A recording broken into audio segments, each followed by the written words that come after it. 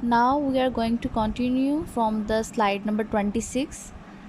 Now we will discuss about the alignment, how to adjust the alignment in the hip disc articulation prosthesis in the sagittal plane, frontal plane. So here is stability in the sagittal plane. Sagittal plane में stability gain करने के लिए hip joint को, नी joint को कैसे place करेंगे। Hip joint को हम देखेंगे, आप देख रहे हैं इस फिगर में एक वेट लाइन शो हो रही है। तो हिप जॉइंट जो है जब हम उसकी अलाइनमेंट चेक करेंगे तो देखना ये है कि हिप जॉइंट जो है वो फ्रंट लाइन से आगे होगा, ठीक है, क्योंकि इसने extension moment of the force जो है हिप पर प्रोवाइड करनी है। अगर बहुत ज़्यादा एंटीरियर प्लेस कर देंगे तो उसके क्या नुकसानात हैं। प्रोमिनेंस कॉस्मेसिस के हवाले से इसका नुकसान होगा कि जब वो बैठेगा तो जो हिप जॉइंट है वो प्रोट्रूड होगा, बाहर की तरफ प्रोमिनेंट नज़र आएगा, उसकी कोई एज बाहर निकली होगी, बस ये डिसएडवांटेज है। तो इसका सोल्यूशन क्या है, place the hip joint distal as well as anterior to the acetabulum, ठीक है। एसिटेबुलम जो है ये नीचे शो किया है, कहाँ पर आता है फिगर में देखिए एसिटेबुलम दिखाया है। तो हिप जॉइंट को हमने डिस्टल भी रखना है और एंटीरियर भी रखना है, एसिटेबुलम की फ्रंट पर आए and transposed point displace on the hemipelvectomy socket.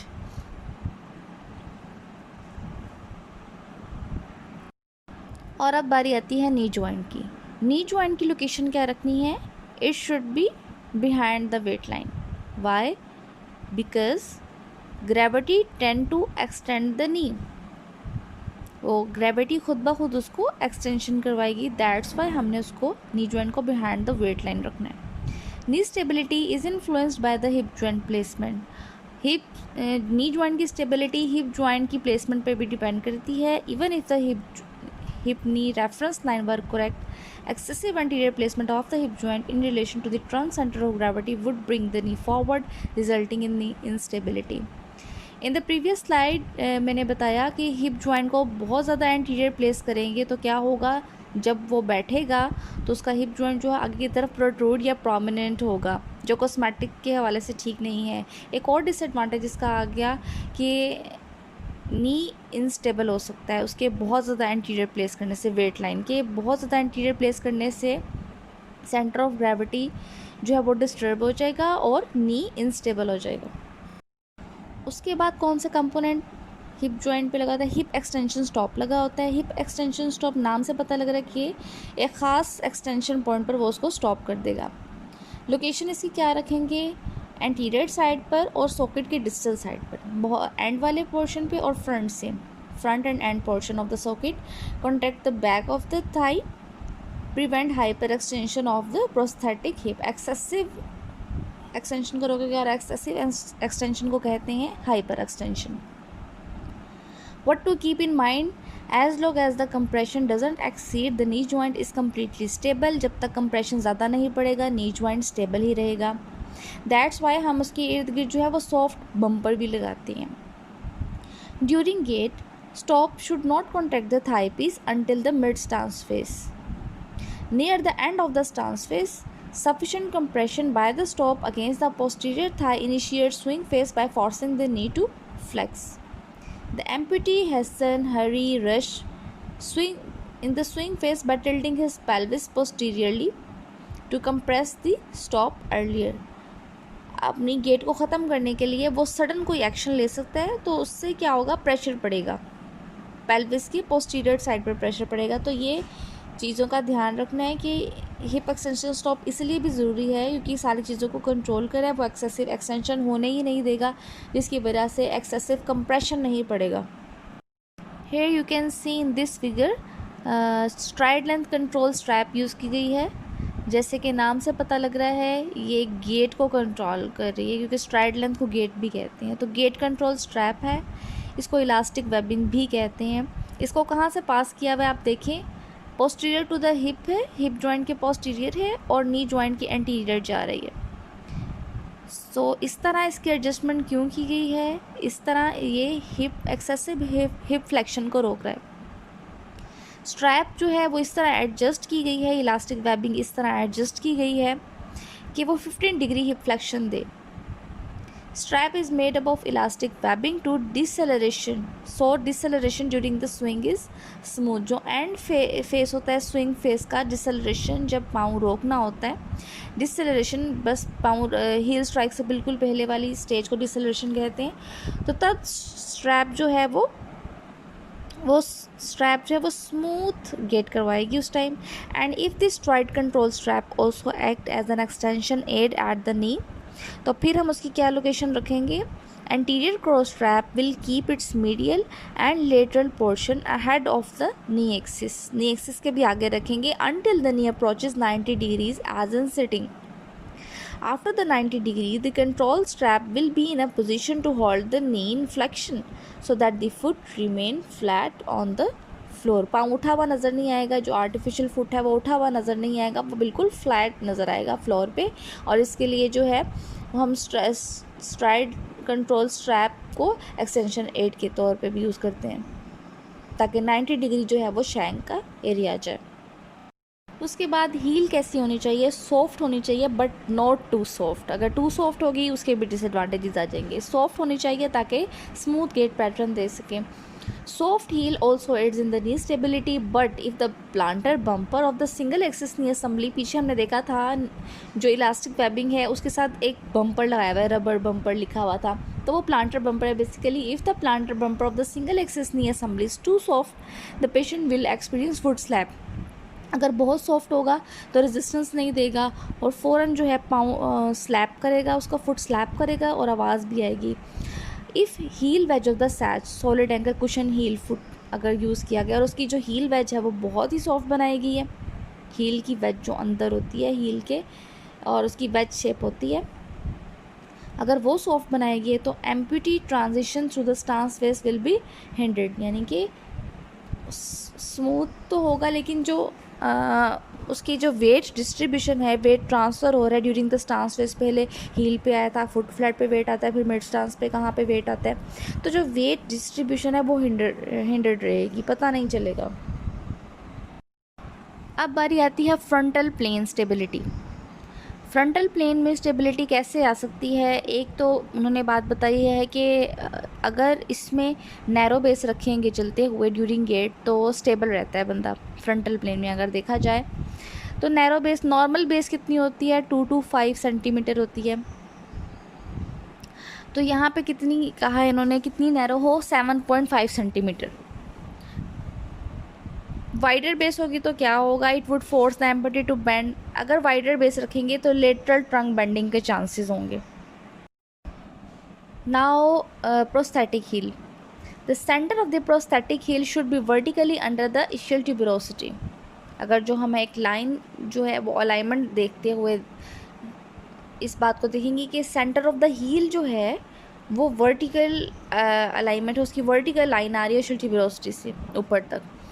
और हिप जॉइंट जो है वो ब्रॉड यूज़ करेंगे, चौड़ा बनाएंगे मेटल का, क्योंकि अगर हम उसको चौड़ा बनाएंगे तो ये बेंडिंग जो है, जो भी लेटरल ट्रंक बेंडिंग के चांसेस है जो भी है वो रोकेगा, लेटरल बेंडिंग रोकेगा between the socket and the thigh piece भी जो है वो लेटरल बेंडिंग रोकेगा ताकि जो है वो सॉकेट के साथ ज़्यादा अटैच ना, सॉकेट पे ज़्यादा सॉकेट की वॉल्स पे ज़्यादा वेट ना आए।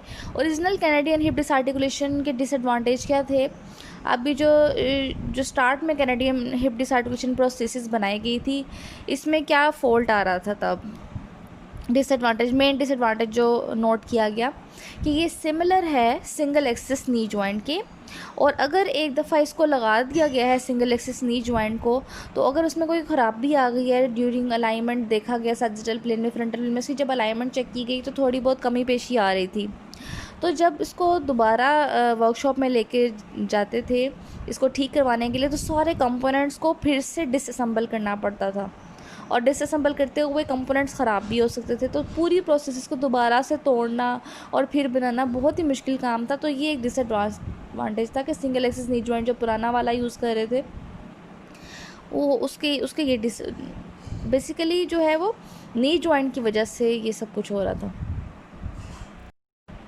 तो इसका हल क्या, इसका सोल्यूशन क्या सोचा उस टाइम उन्होंने ये सोचा कि जब हम अलाइनमेंट चेक करते हैं दो तरह की अलाइनमेंट होती है, एक स्टैटिक और डायनामिक। स्टैटिक होती है जो हम सीधा उसको खड़ा होते हुए सिर्फ देखेंगे लेज़र से, और डायनामिक होती है चला कर देखते हैं कि आप वॉक करें, गेट करके दिखाएं और फिर उस अलाइनमेंट को चेक करते हैं। तो उस जो वॉकिंग अलाइनमेंट होती है उसको बेसिकली डायनामिक अलाइनमेंट कहते हैं। तो उन्होंने कहा डायनामिक अलाइनमेंट जो है उस पर ध्यान देंगे तो ये प्रॉब्लम नहीं आएगी सिंगल एक्सिस नी जॉइंट की।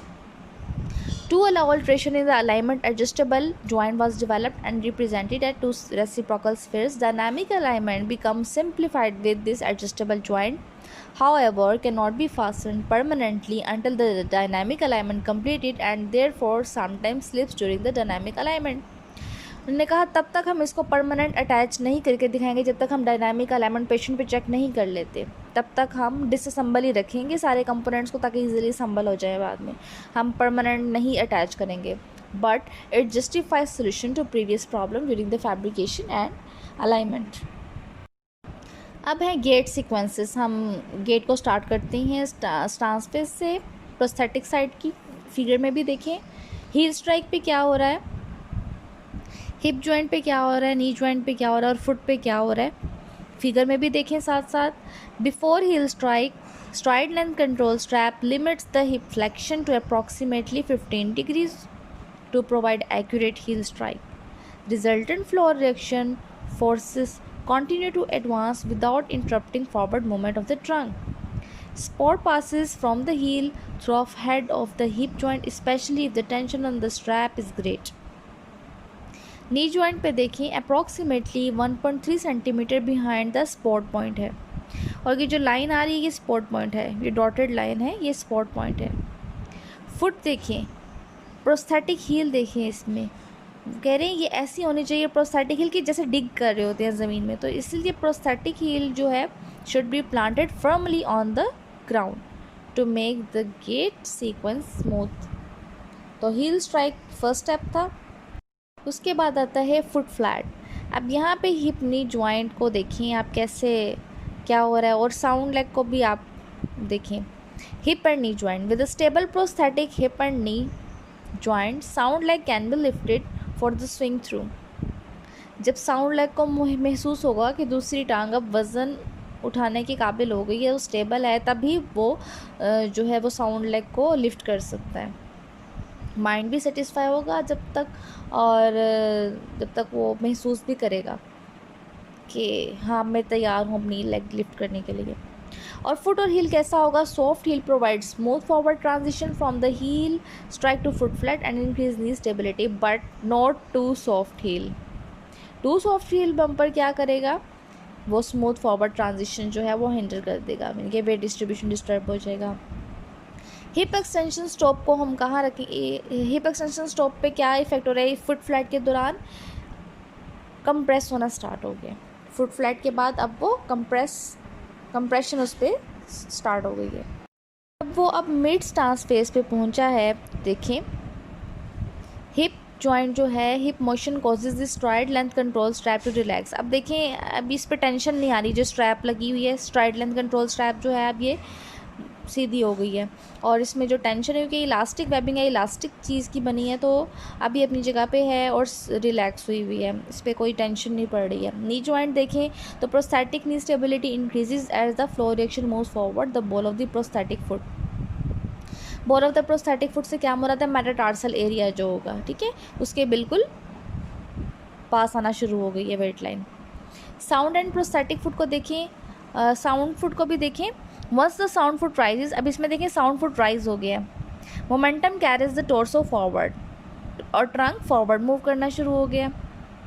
Sound foot rises, trunk move forward, narrow walking base eliminates the need to bend the trunk laterally towards the amputated side, और इस दौरान जो है वो नॉर्मल नैरो बेस रख रहा है 7.5 सेंटीमीटर, ताकि जो है लेटरल ट्रंक बैंडिंग के चांसेस बहुत ज़्यादा कम हो जाए। फिर आता है push off phase. Push off में आ जाता है heel off to toe off, ये पुश ऑफ फेस है। तो इसमें अब हिप और नी जॉइंट क्या है, at the end of this stance phase forward transition of the torso over the thigh increases compression of the hip extension stop. ऐसा ही है, ट्रंक जो है वो बहुत ज़्यादा फॉरवर्ड कर रहा है, मूव कर रहा है, और जो moment of force about the hip joint causes the knee to flex into the swing phase. Now it is going to be ready to start swing phase. Stance phase काइंड होने वाला है और swing phase just near to start. By proper adjustment of the hip extension stop a very natural knee flexion can be achieved.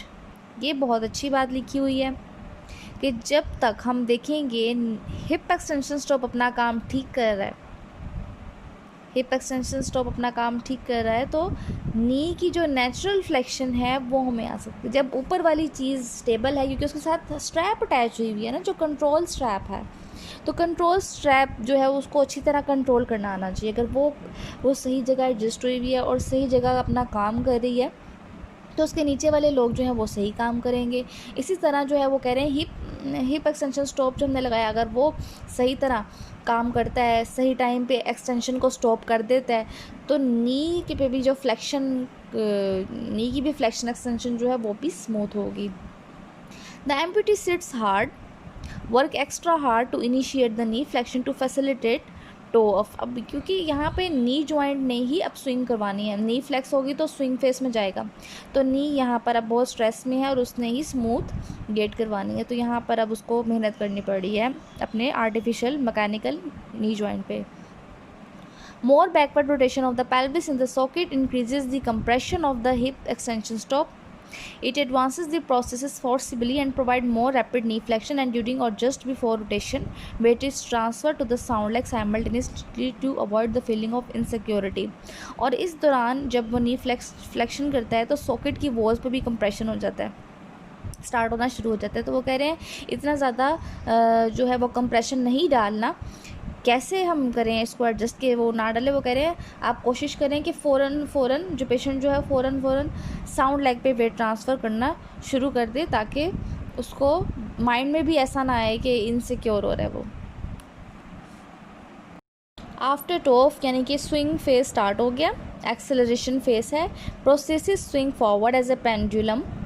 Knee joint क्या है? It occurs only at the knee joint with the distal portion of the control strap which resists excessive heel rise and assist knee flexion. यहाँ पे आप देख सकते हैं distal portion नज़र आ रहा है फिगर में, कंट्रोल स्ट्रैप का डिस्टल पोर्शन नज़र आ रहा है. उसके बाद ये क्या कर रहा है, कंट्रोल स्ट्रैप क्या करिए इस टाइम, ये एक्सेसिव हील राइज को रोक रही है. हील जो है उसको देखें, प्रोस्थेटिक हील को राइज तो हो रही है लेकिन बहुत ज़्यादा ऊपर नहीं जा रही, और नी फ्लेक्शन भी अच्छी तरह से करवा रही है. तो it is doing two functions here. It is resisting the excessive heel to rise and it also assisting knee to flex. अब हिप जॉइंट देखें, यहाँ पर देखिए there is no active mean of flexing the hip. ऐसा ही है, वो अपनी जगह स्टेबल है. अब क्या इंपॉर्टेंट है कि टो क्लियरेंस. अब जो हील राइज हुई है हम एक्सेसिव नहीं होने दे रहे, लेकिन ये भी तो ज़रूरी है कि इसके जो टोज़ हैं वो ज़मीन के साथ टच ना हो. Toe clearance is very important. तो कह रहे हैं टो क्लियरेंस के लिए वो क्या करेगा, वो कह रहे हैं आइदर उसको पेल्विक टिल्ट करना पड़े, हाइकिंग करनी पड़े, या वॉल्टिंग थोड़ी सी करनी पड़े साउंड लिम्ब पे, ठीक है, वो करे ताकि प्रोस्थेसिस वाली जो लेग है उसका टो क्लियरेंस वाला फेस जो है वो अच्छी तरह पास हो जाए. अब आता है and face of the swing face. इसको हम डिसेलरेशन भी कहते हैं. जब हम रोकना चाहते हैं उसको डिसेलरेशन कहते हैं. रोक रहे हैं, अब इसके स्विंग फेस ख़त्म होने वाला है, हील स्ट्राइक पे दोबारा आने वाला है. और उससे पहले हिप और नी जॉइंट कैसा होगा, फिगर भी देखते जाएं साथ. After the prosthetic knee has reached full extension. अब देखिए एक्सटेंशन में लेग जा रही है उसकी, प्रोस्थेटिक लेग.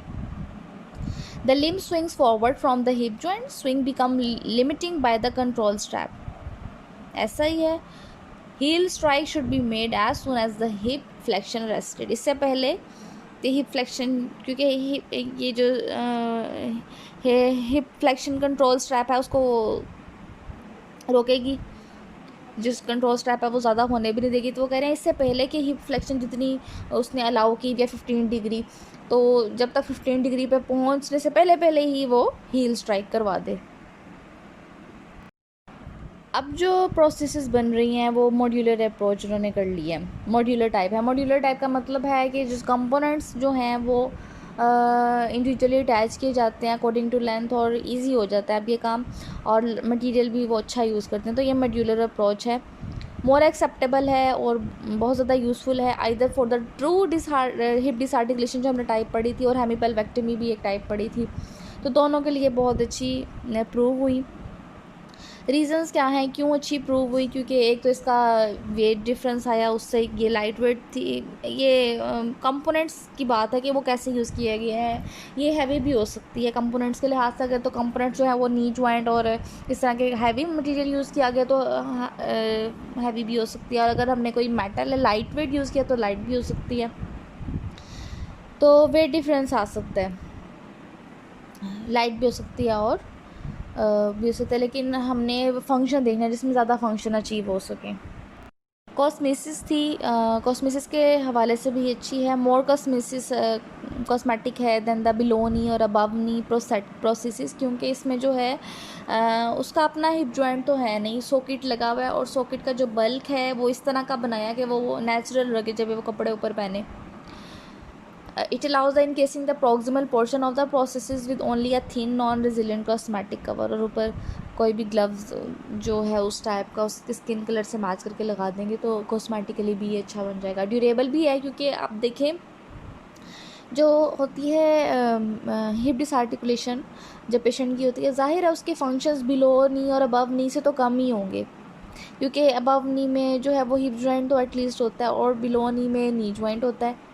लेकिन अब हिप जॉइंट हो गई है तो अबव नी वाला केस भी नहीं है, बिलो नी वाला केस भी नहीं है, अब उसके जॉइंट्स नहीं है, तो इसका मतलब उसकी एक्टिविटी लेवल भी कम करेंगे, उसको लिमिट करेंगे कि ये भी काम नहीं करनी है, ये भी काम नहीं करना, वो कर ही नहीं सकता। तो जितना वो काम नहीं करेगा उसकी प्रोसेसेस बची रहेगी, उसकी प्रोसेसेस पे ज़्यादा वज़न नहीं पड़ेगा, वो एक्टिवली भाग दौड़ नहीं सकता। तो इसीलिए वो कह रहे हैं प्रोसेसेस भी ड्यूरेबल रहेगी। ये फ़ायदा है कि ज़्यादा जल्दी ख़राब नहीं होगी इसकी प्रोसेसेस। लास्ट में ये एक फिगर है जिसमें सारे कंपोनेंट्स जो है वो दिखाए हैं। जो लेफ़्ट साइड पे है ये देखें, सॉकेट, नी, शैंक और फुट एंकल असेंबली दिखा दी है। सबसे पहले सॉकेट अटैच होता है स्टम्प के साथ, फिर ये हिप डिसआर्टिकुलेशन की बात हो रही है ना, इसमें हिप जॉइंट का नहीं दिखाया, लेकिन जो भी कंपोनेंट्स है वो देख लें। अच्छा, सॉकेट में उन्होंने कहा सॉकेट के साथ हम क्या चीज़ें अटैच करते हैं, बेल्ट अटैच करते हैं, कोई सस्पेंशन यूज़ करते हैं, और सस्पेंशन के दो नाम लिखे हुए, एक सलेसियन बैंडेज सस्पेंशन का नेम है और एक पेल्विक बेल्ट है, दोनों यूज़ कर सकते हैं। और पेल्विक बेल्ट में देखें हिप जॉइंट भी लगा हुआ है। आगे देखते हैं नी जॉइंट जो इन्होंने लगाया है, वो नी जॉइंट जो है वो सिंगल एक्सिस है, कांस्टेंट फ्रिक्शन नी लगाया है, और एक है सेफ्टी नी भी अटैच हो सकती है इसके साथ। उसके बाद जो शैंक एरिया है उसके भी नाम आगे से देखें, क्रस्टेशियन शैंक और मॉड्यूलर शैंक जो लेटेस्ट है। इसके बाद है फुट एंकल में सैच फुट है, मल्टी एक्सिस फुट भी है, सिंगल एक्सिस फुट है, whatever you like and what you want to apply.